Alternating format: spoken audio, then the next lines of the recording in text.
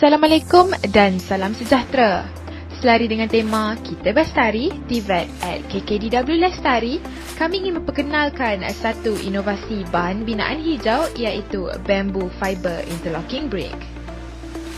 Industri pembinaan hari ini berdepan pelbagai cabaran seperti peningkatan kos bahan, pelepasan karbon yang tinggi, kebergantungan kepada simen serta masalah ketahanan bahan binaan terhadap kelembapan. Oleh itu, industri memerlukan bahan binaan alternatif yang lebih lestari, praktikal dan menjimatkan. Projek ini memperkenalkan butter interlocking yang menggunakan gentian buluh sebagai bahan tambah.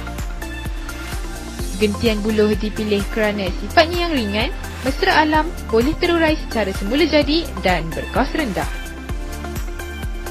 Selain itu, sistem butter interlocking ini selari dengan Industrialized Building System atau IBS yang membolehkan pemasangan lebih cepat dan kemas. Untuk meningkatkan prestasi bahan, gentian buluh dirawat menggunakan larutan natrium hidroksida 5%.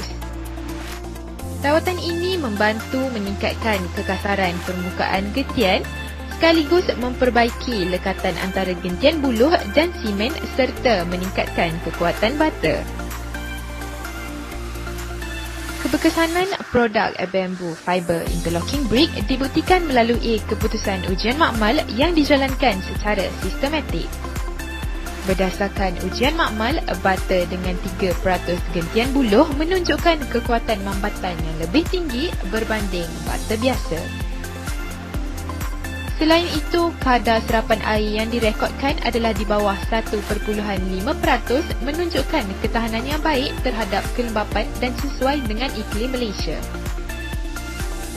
Dari sudut kelestarian, penggunaan gentian buluh membantu mengurangkan penggunaan simen dan seterusnya menurunkan jejak karbon. Sistem butter interlocking pula mengurangkan penggunaan mortar serta mempercepatkan tempoh pembinaan. Inovasi ini menyokong SDG 9 serta SDG 11 khususnya dalam pembinaan perumahan kos rendah yang lebih mampan. Dari sudut kecekapan sumber, sistem butter interlocking berupaya mengurangkan tempoh pembinaan sehingga 30 hingga 50% berbanding kaedah konvensional. Gentian buluh pula merupakan bahan tempatan yang mudah diperoleh, boleh diperbaharui dan cepat matang dalam tempoh 3 hingga 5 tahun. Kadar serapan air yang rendah turut mengurangkan risiko kerosakan jangka panjang dan kos penyenggelaraan bangunan. Bamboo Fiber Interlocking Brick mempunyai potensi pengkomersialan yang tinggi selari dengan peningkatan permintaan terhadap bahan binaan berasaskan gentian. Prestasi mekanikal yang kompetitif serta ketahanan terhadap kelembapan menjadikan produk ini sesuai untuk diaplikasikan dalam projek perumahan kos rendah, bangunan komuniti dan pembangunan mampan.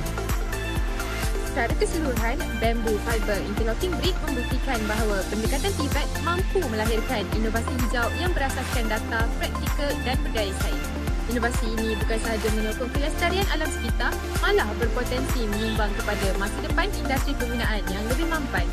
Kita Bestari, TVET at KKDW Lestari. Sekian, terima kasih.